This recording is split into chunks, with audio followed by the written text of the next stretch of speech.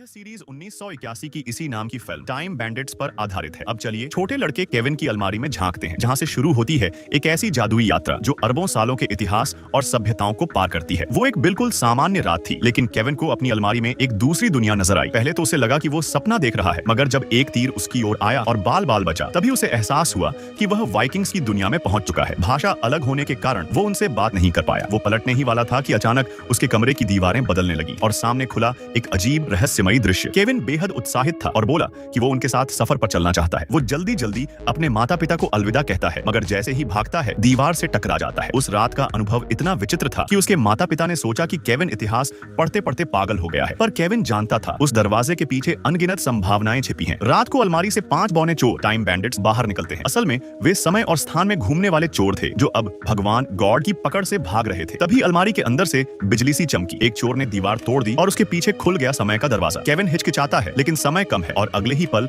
वह खुद को एक जहाज पर पाता है। जहाज पर लहरा रहा था चीनी समुद्री डाकू रानी जेंगी साओ का झंडा। वह इस समय अंग्रेजों और पुर्तगालियों की संयुक्त सेना से घिरी हुई थी। चोरों को इतिहास की कोई परवाह नहीं थी, वे बस जहाज लूटने में लगे थे। मगर यह वही जहाज था जिस पर जंगी साओ खुद मौजूद थी। सैनिकों ने तलवारें तानी तो सबने आत्मसमर्पण कर दिया। जंगी साओ कैंटोनीज बोल रही थी, पर फिर भी फाइबी, एक बौनी चोरनी, उससे अंग्रेजी में बात कर पा रही थी, क्योंकि टाइम ट्रैवलर्स के लिए अनुवाद टोपी जरूरी होती है। फाइबी ने केविन को भी टोपी दी और उसी से सबकी जान बच गई। केविन ने अपनी इतिहास की जानकारी से उसे सलाह दी, अगर जहाज को डाइविंग जोन में ले जाए तो वो दुश्मन की तोपों से बच सकती है। जंगी साओ प्रभावित हुई और केविन को अपना स्थायी सलाहकार बनाना चाहिए, लेकिन तभी अगला टाइम पोर्टल खुल गया। सभी कूद पड़े और अगली बार जागने पर केविन खुद को स्टोनहेंज के निर्माण स्थल पर पाता है। वो सोचता था कि इसे एलियंस ने बनाया होगा, पर असल में ये प्राचीन लोग बोरियत मिटाने के लिए बना रहे थे। रात में आग के चारों ओर सबने अपना परिचय दिया। पता चला वे सब पहले भगवान के कर्मचारी थे, लेकिन आजादी की चाह में उन्होंने भगवान की टाइम मैप चुरा ली थी। केविन चोरी को गलत मानता था, इसलिए फीबी ने तय किया कि अगली यात्रा में उसे उसके समय में लौटा देगी। मगर जैसे ही नया पोर्टल खुला, वे पहुंच गए प्राचीन यूनान और उनके सामने खड़ा था ट्रोजन हॉर्स। वे घोड़े को देख हैरान थे कि क्या कोई सच में इसे शहर के अंदर ले जाएगा। तभी अंदर बैठे सैनिक बोले, अगर देखना है तो अंदर आ जाओ, बाहर खड़े रहोगे तो इतिहास बदल जाएगा। सब अंदर चले गए, पर पहरेदार ऊब गए थे। बोले, चलो घोड़े को जलाते हैं, मजा आएगा। सौभाग्य से एक अधिकारी को लकड़ी के घोड़े की सुंदरता पसंद आई और उसने उसे शहर में ले जाने का आदेश दिया। रात में केविन की मुलाकात कैसेंड्रा नाम की लड़की से हुई, जो भविष्य देख सकती थी। उसने कहा, केविन तुम एक दिन दुनिया बचाओगे। पर तभी देवदूत और शैतान डेविल दोनों उनकी खोज में पहुंच गए। शैतान ने अपनी शक्ति से केविन के माता पिता को राख बना दिया। केविन अनाथ हो गया और अब उसे टाइम पोर्टल से गुजरकर अतीत में लौटकर माता पिता को बचाना था। शैतान, जो असल में सेटन का सेवक था, उसका लक्ष्य था भगवान की टाइम मैप हासिल करना। भगवान को परवाह नहीं थी। वो बोला, अगर मैप खो गई तो मैं नई पृथ्वी बना लूंगा। अब केविन और टाइम बैंडिट्स पहुंचते हैं माया सिविलाइजेशन में। इतिहास के अनुसार माया लोग बलि चढ़ाने की परंपरा रखते थे। केविन घबराया, मगर वहाँ सब अंग्रेजी बोल रहे थे। धन्यवाद अनुवाद टोपी। माया लोगों ने उन्हें पकड़ा नहीं, बल्कि सम्मान के साथ महल में आमंत्रित किया। रानी ने अपने खजाने दिखाए। फीबी ने मौका देखकर एक गहना चुरा लिया, मगर केविन ने चेतावनी दी। इतिहास कहता है कि माया लोग मेहमानों को पहले खिलाते हैं, फिर उन्हें बलि चढ़ाते हैं। और फीबी कुछ कह भी नहीं पाती कि अचानक उसे हरे कपड़े पहनाकर भगवान के मंदिर ले जाने की बात होती है, धार्मिक अनुष्ठान के नाम पर। फीबी को अब यकीन हो गया था कि केविन सचमुच एक चलता फिरता इतिहास का पन्ना है। वो तुरंत अपने साथियों को बुलाती है और अगले टाइम ट्रैवल पॉइंट की ओर भागती है, लेकिन समय पूरा नहीं हुआ होता और सब लोग चट्टान के किनारे पर रुक जाते हैं। टीम का सबसे बड़ा योद्धा जॉन सबसे पहले बेल पकड़कर दूसरी तरफ झूलने की कोशिश करता है, लेकिन यह साबित करता है कि फिल्मों में जो दिखाते हैं असल में वैसा कुछ नहीं होता। कुछ ही देर में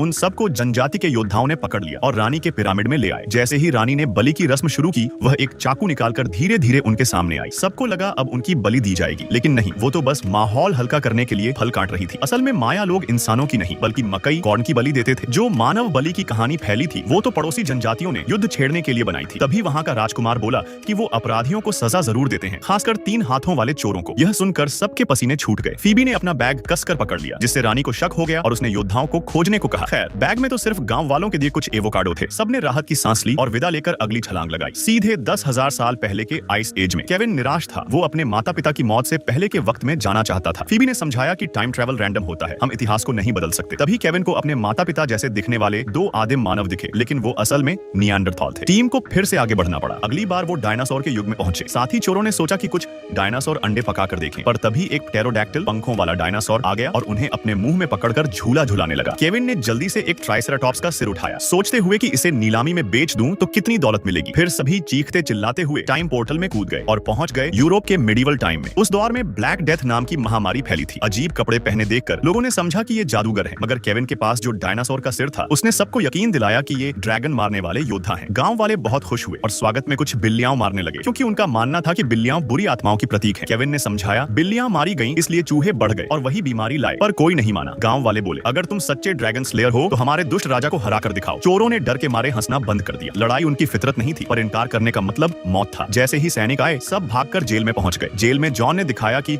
उसकी ताकत 7 आदमियों जितनी है। उसने जंजीरें तोड़ डाली। वो बाहर निकलकर पहरेदारों को चाबी खोजने में मदद भी करने लगा, ताकि लगे कि वो बेवकूफ नहीं है। आखिर राजा ने भी उन्हें ड्रैगन स्लेयर मान लिया और छोड़ दिया। फिर उन्होंने गांव वालों को बचाने का प्लान बनाया। धुआं फैलाकर सबको सफेद चादर ओढ़ा दी और भूतों का गांव बना दिया। फीबी ने जादू दिखाया, कटा हुआ अंगूठा वाला ट्रिक। सैनिक डरकर भाग गए, पर राजा इतना चालाक था कि उसने झांक कर सच्चाई देख ली। तब केविन ने फोन निकाला और एक वीडियो चलाकर बोला, ये जादुई डिब्बा है जो इंसान को अंदर कैद कर देता है। सैनिक डर गए, घुटनों पर गिर गए, पर राजा बोला, मुझे दिखाओ ये कैसे काम करता है। वो फोन छीनते ही बोला, oh look a baby wolf. फिर बोला, अब ये जादुई गेंद मेरी है। सभी को लकड़ियों पर बांध दिया गया ताकि उन्हें जला दिया जाए। तभी उनके कुछ साथी होटल के टॉयलेट के जरिए संपर्क में आए और बोले, बस 5 मिनट रुक जाओ, मदद आ रही है। लेकिन वक्त खत्म हो रहा था। केविन ने सैनिकों से कहा, अगर तुम किसी को दर्द नहीं दोगे तो क्या होगा? सैनिक बोला, तो टिमोथी मुझे मारेगा। केविन बोला, अगर टिमोथी भी ना मारे तो जेम्स करेगा। फिर सबको समझ आया, शेरिफ की ताकत असल में हमसे ही आती है। अगर हम ना माने तो वो कुछ नहीं कर सकता। फिर सब सैनिकों ने राजा के खिलाफ बगावत कर दी। राजा डर के मारे कोने में छिप गया और मोबाइल खेलने लगा। बगैर लड़े ही जंग खत्म हो गई। कुछ हफ्तों बाद फीबी लौट आई। मुझे पता था तुम लोग खुद संभाल लोगे, इसलिए मैं कुछ डायनासोर अंडे चुरा कर लाई हूँ। अब ऊप राजा नया शासक बन गया और एक नन्हा पेटेरोडैक्टिल अंडे से निकला। नए शासक ने उसे विंग्ड ड्रैगन लॉर्ड का प्रतीक मान लिया, लेकिन तभी वही ड्रैगन उसे खा गया और इसी तरह वह भूमि फिर से आतंक के साए में डूब गई। केविन और उसके साथी भागते हुए टाइम पोर्टल में कूदे, बिना जाने कि सैटर्न शैतान एक बिल्ली की आंखों से उन्हें देख रहा था। और केविन अब भी चाहता था कि काश वो वापस जा सके अपने माता पिता की मौत से पहले वाले समय में। फीबी ने उसे साफ मना कर दिया। असल में उनके हाथ में जो कॉस्मिक ब्लूप्रिंट ब्रह्मांड की नक्शा था वो अधूरा था। एक साथी सुसान ने उसका टुकड़ा चुरा लिया था। इसी को ढूंढने के लिए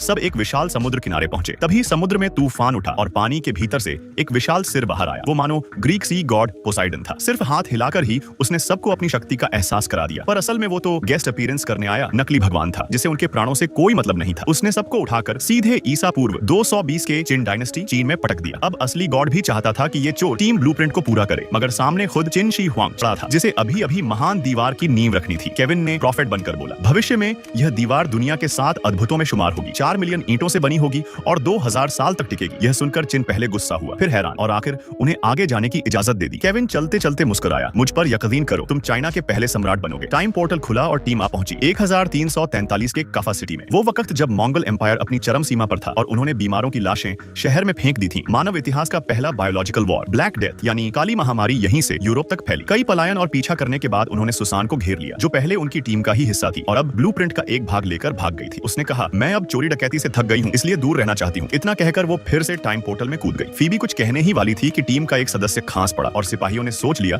कि वो संक्रमित है। सबको आग पर जिंदा जलाने की तैयारी हो गई। तभी सूजन वापस आई और सबको टाइम टनल में खींच लिया। अब वे एक रहस्यमयी द्वीप पर थे। फीबी को वहां सूजन की झोपड़ी मिली, लेकिन अचानक जमीन हिलने लगी। वे दौड़कर समुद्र किनारे गए और देखा कि द्वीप असल में एक जायंट दानव का टोपी था। सुसान ने कहा, केविन के माता पिता मरे नहीं हैं, बस हेल नरक में कैद हैं। अगर चाहो तो ये दानव हमें वहां पहुंचा देगा। केविन ने माना, क्योंकि वो तो पहले से चोर था। नरक में घुसकर लोगों को बचाना उसके लिए नई बात नहीं थी। दानव ने समुद्र लांघते हुए उन्हें नरक के दरवाजे तक पहुंचा दिया। चारों तरफ काले बादल थे और भयानक ऊर्जा फैल रही थी। केविन ने कहा, हम लड़ाई नहीं करेंगे, बात करेंगे। वो अंदर गया और डेविल किंग से मिला। डेविल ने कहा, अपने माता पिता चाहिए तो मुझे कॉस्मिक ब्लूप्रिंट दे दो। केविन को तुरंत समझ आया, ब्लूप्रिंट में एक एंटी डेमन लॉक लगा है जो सिर्फ राक्षसों को नुकसान पहुंचा सकता है, इसीलिए डेविल उन्हें फंसाने की कोशिश कर रहा था। तभी बाहर बिजली कौंधी और गॉड आ पहुंचा, हमेशा की तरह नाटकीय एंट्री के साथ। दोनों के बीच विवाद छिड़ गया। डेविल कहता था, मैं ब्लूप्रिंट से हर युग पर राज करना चाहता हूँ। गॉड बोला, मैं इसे इस्तेमाल कर इतिहास की गलतियां मिटाकर नई दुनिया बनाऊंगा। केविन ने सुन लिया और फैसला किया, न बुराई न विनाश, बस मानवता। उसने पहले अपने माता पिता को आजाद कराया, फिर डेविल को एक फेक बॉक्स दे दिया जिसमें झूठा ब्लूप्रिंट था। डेविल खुश हो गया, फाइनली आई विन, और आतिशबाजी चलाने लगा। केविन ने गॉड से कहा, आप दुनिया को मिटाना चाहते हैं, पर मैंने इस यात्रा में देखा है युद्ध और महामारी के बीच भी सुंदरता और उम्मीद मौजूद है। गॉड कुछ कह न पाया क्योंकि उसकी शक्ति